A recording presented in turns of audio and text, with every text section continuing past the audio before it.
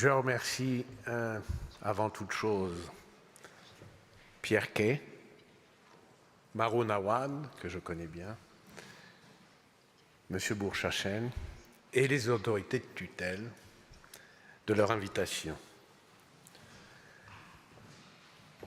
Je dédie cette intervention à la mémoire des victimes de l'attentat de Sydney et au courage d'un marchand de fruits, Ahmed Al-Ahmed. Le Guide des égarés est le dernier grand œuvre de Maïmonide, l'œuvre de sa vieillesse. Pour autant, il en eut très tôt le projet. Très tôt, il eut conscience de la nécessité de ce qu'il appelle Dallala, en arabe, qu'on a traduit inexactement par guide en français, director, dux, demonstrator, doctor en latin. Dallala, qu'il faut traduire plutôt, nonobstant son acception logique, par guidance, ou, comme dit une autre traduction latine, direction. À qui donc ce traité de guidance s'adresse-t-il? Aux khairin, aux perplexes, plus exactement aux esprits troublés.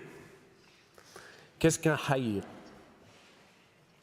Dans sa préface, Maïmonide écrite ces quelques lignes lumineuses, et je vais vous les lire in extenso parce qu'elles sont capitales, notamment dans le cadre de ce colloque.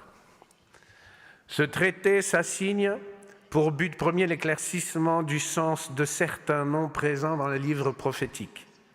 Le but de ce traité n'est pas l'explication de tous ces noms à la multitude, jumhur, ni aux novices dans l'étude, pas l'enseignement à celui qui n'étudie que la science de la loi, ilm al-sharia, savoir le Talmud, fiqh.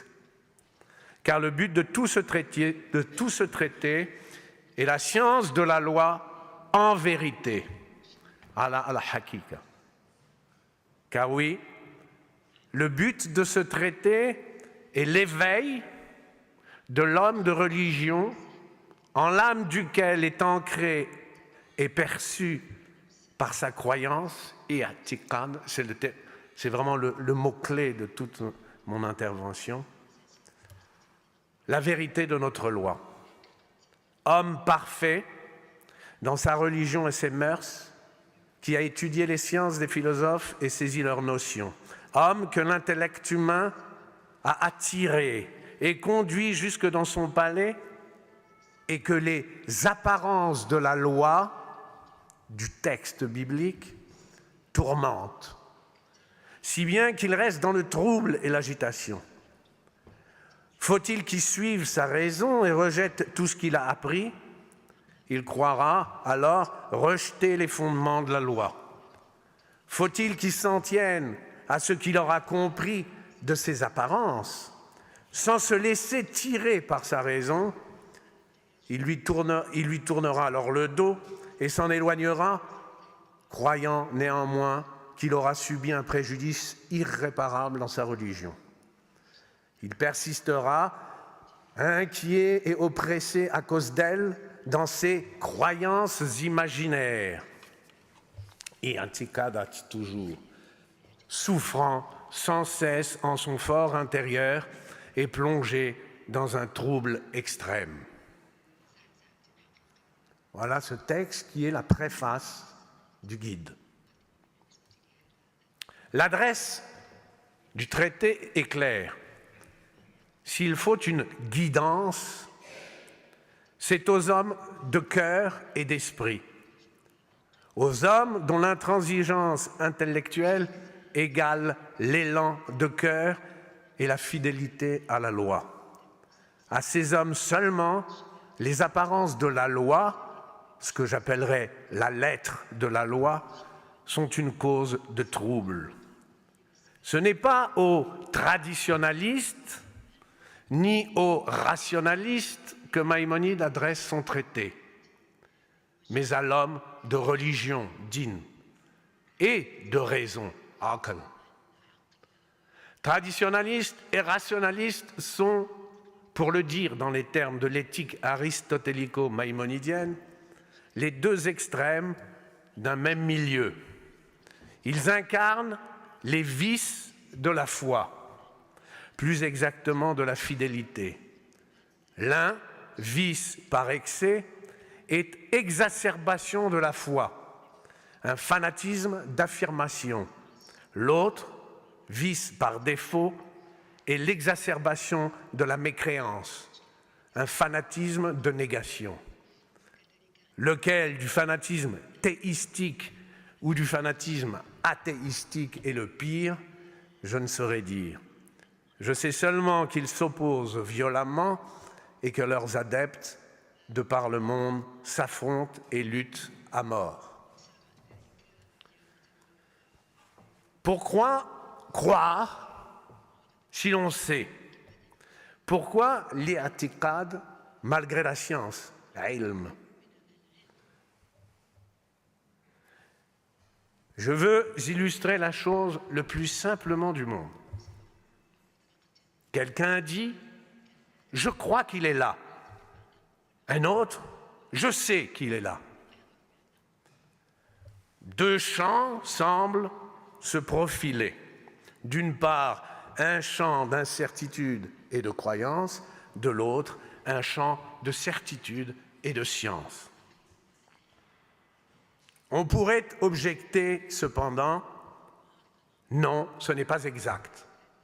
C'est un seul et même champ, le champ du savoir, possible ou réel, et l'incertitude vient seulement d'un défaut de science. Je crois qu'il est là, faute de savoir. Oui, toute croyance serait un défaut de science. Y a-t-il cependant de tout un savoir? Y a-t-il de toute chose science? Si oui, la croyance est toujours un défaut. Sinon, s'il existe quelque chose dont on n'a pas à savoir et qui n'est pas rien, quelque chose dont on n'a pas à savoir et qui n'est pas rien, la croyance est peut-être alors l'insavoir de ce qui est, une sorte de relation sans représentation. Faut-il croire à ce dont il n'y a ni ne peut y avoir savoir? Les sceptiques grecs, à défaut de certitude, prônaient l'époquée, la suspension du jugement. Nous pourrions dire aussi l'incrédulité. Les dogmatiques répliquèrent « Là où nous n'avons pas de certitude, il faut enquérir une, il faut enquêter. Ni procrastiner, ni croire. Cesse de croire et instruis-toi », clamait André Gide. Je veux, pour exemple, celui célèbre de l'existence de Dieu. Sais-je si Dieu existe? Saurais-je jamais avec certitude s'il existe? Faut-il, dès lors, plutôt croire ou non à son existence? Pire, faut-il se convaincre ou se laisser convaincre qu'il existe sans savoir? Faut-il, à l'inverse, refuser de croire qu'il existe? Faut-il ne pas croire? Affirmer qu'il n'existe pas, qu'il n'y a pas de savoir de Dieu? Ou bien faut-il, au contraire des deux, chercher à savoir, même si je suis condamné à ne pas trouver, au sens où le savant trouve? Puis-je affirmer qu'il n'est pas là, dans la pièce d'à côté, sans savoir? Soit. Je puis le dire autrement. Je puis dire qu'il n'est pas ici et qu'il n'y a pas de pièce à côté. Que Dieu n'est pas dans ce monde et qu'il n'y a pas non plus d'arrière-monde, comme le proclamait Nietzsche. Dieu n'est pas plus sur la scène qu'il n'est dans les coulisses. Il en va autrement pour l'autre, le traditionnaliste. L'autre veut croire qu'il est ici, même si c'est absurde, d'autant plus que c'est absurde. Quia ineptum est, comme le disait Tertullien. La philosophie depuis Aristote a tenté de démontrer l'existence de Dieu. Maïmonide en fait état dans son guide. La philosophie a traité l'existence de Dieu comme objet d'un savoir possible, comme un objet du savoir. Ce faisant, elle récusait la croyance à l'existence de Dieu comme une insuffisance de la raison. Par là, la philosophie, la théologie, pensait à la fois reléguer la croyance et fonder la religion. Maïmonide, lui, n'a jamais cru que Dieu était l'objet d'un savoir possible, ni que son existence pouvait être dénotée, comme dirait Frege, par le mot Dieu. Je crois qu'il est là, mais je n'en suis pas sûr. Il y a bien quelque chose qui me le fait croire, sans que je puisse cependant en avoir la certitude. Ce quelque chose n'est pas rien. Je crois que Dieu existe, je n'en suis pas sûr. Y a-t-il rien qui me le fait croire? Quelque chose, oui, qui n'est pas rien. Épicure, dans la lettre à Ménécée, l'appelle prolepsis. Maïmonide l'appelle éatikad. Dans le Mishneh Torah, recueil des lois juives, le seul de ses ouvrages écrits en hébreu, Maïmonide pose comme la première de toutes les règles pratiques, halachot, je cite, la fondation des fondations, la colonne des sciences, c'est de savoir, les da, savoir qu'il y a là-bas, Cham, un être premier, Matsui Rishon. Le même, quelques années plus tôt, dans sa liste en judéo-arabe des 613 commandements de la loi, mitzvot, écrite à la première mitzvah, le premier commandement, Amr, c'est celui de l'i'tikad de la divinité. N'en déplaise à Moïse Imtibon, le traducteur en hébreu du livre des commandements, qui a rendu bil i'tikad par le'ha'amin, croire, Maïmonide, se traduisant lui-même dans Mishneh Torah, a bien écrit savoir. Faut-il dès lors parler, ici comme l'a fait ailleurs Louis Gardet, dans l'article I'tikad de l'Encyclopédie de l'Islam, de croyance rationnelle? Rationnelle dès lors qu'elle repose sur la science et qu'elle peut, écrit-il, revêtir la qualité d'une certitude incontestable. Faut-il parler d'une croyance à l'existence de Dieu qui, reposant sur des preuves comme sur des échasses, s'élèverait jusqu'à la certitude? Pas pour Maïmonide. Car, au lieu que cet i'tikad reposerait sur la science, c'est, nous dit Maïmonide, la science qui repose sur lui.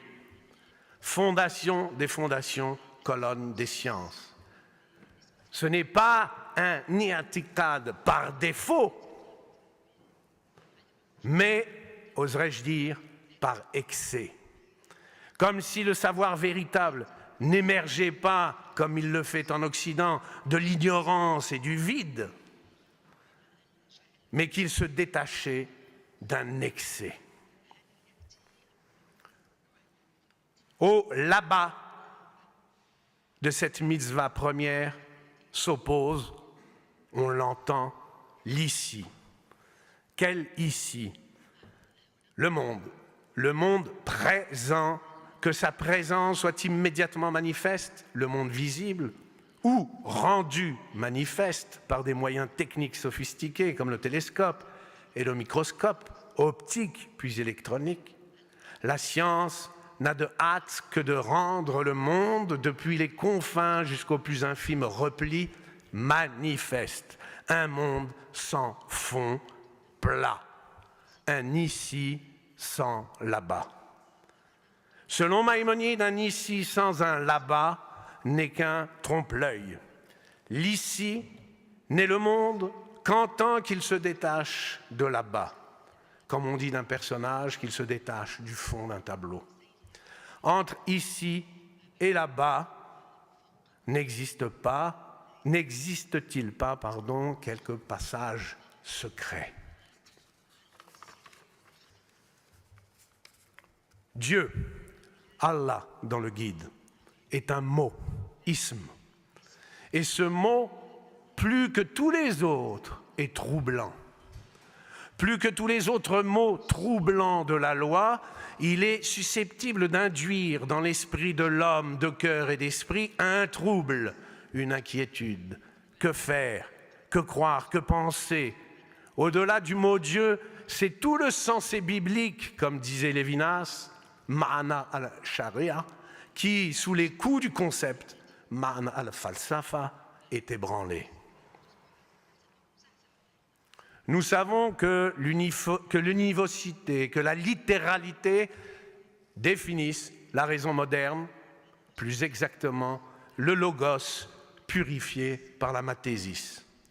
Il n'y a pour elle de sens qu'autant qu'il y a d'apparence. Il n'y a de sens que manifeste. La lettre ne cache rien.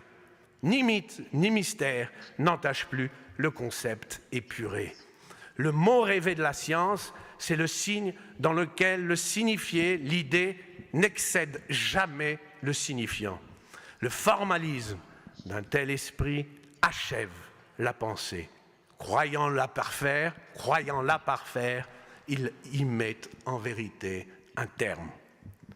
Platitude des choses, platitude des signes, platitude du logos. Pas question, cependant, de virer bâbord et de verser dans l'autre extrême.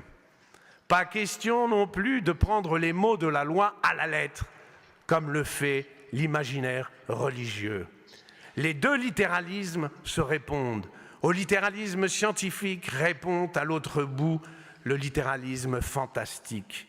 Quand l'esprit scientifique prend à la lettre Dieu et les miracles pour les récuser, l'imaginaire religieux les prend à la lettre et veut y croire, coûte que coûte. Le sensé biblique doit, lui, s'éprouver par le concept. De l'irtikad, il faut, pour l'homme de cœur et d'esprit, dégager autant qu'il peut le plus de savoir, ilm. Il faut arracher à l'infini autant qu'il peut le plus de sens. Walter Benjamin, dans son remarquable essai sur les affinités lectives de Goethe, distingue dans tout texte littéraire la teneur en chose, Sachgehalt, et la teneur en vérité, Wahrheitsgehalt. Distinction qui fonde à son tour la distinction entre la critique et le commentaire. Je cite, « Dans une œuvre d'art, la critique cherche la teneur en vérité, le commentaire la teneur en chose. La science n'est au fond que le commentaire de la nature, elle commente les choses et le monde pour n'en tirer que de la teneur en chose. La science véritable de la loi, ou science de la loi en vérité, est la critique du texte de la loi qui, par cette médiation, se veut aussi la critique des choses et du monde pour en retirer, cette fois, toute la teneur en vérité. Le texte de la loi, dont la lettre est finie, recèle un sens infini. Pas un texte sans fond, mais un texte dont l'infini est le fond. Le sens n'en émerge pas comme le savoir, hors de l'ignorance et du vide, il se détache de l'infini. Il ne s'agit donc pas, comme on l'a dit souvent aujourd'hui, d'accorder la foi avec la raison. Ce serait prétendre accorder l'infini avec le fini. L'esprit d'Irtiqad qui s'oppose à la suffisance de la raison comme à l'Irtiqad d'imagination veut répondre à l'infinie sollicitation de la loi. À la raison suffisante, à la suffisance de la raison, Maïmonide oppose l'esprit. À la déraison religieuse, au fol imaginaire, il oppose encore l'esprit. Entre la déraison religieuse et la raison suffisante, fraye l'esprit qui surmonte le trouble de l'homme. L'esprit indéfiniment sollicité par les mots de la loi. Seul, il est capable, entre les écueils de la suffisance et de la folie, de frayer au-delà, là-bas, ou, plus sûrement encore, de laisser au rai du levant, là-bas, percer l'épaisse nue de l'ici. Merci. Merci.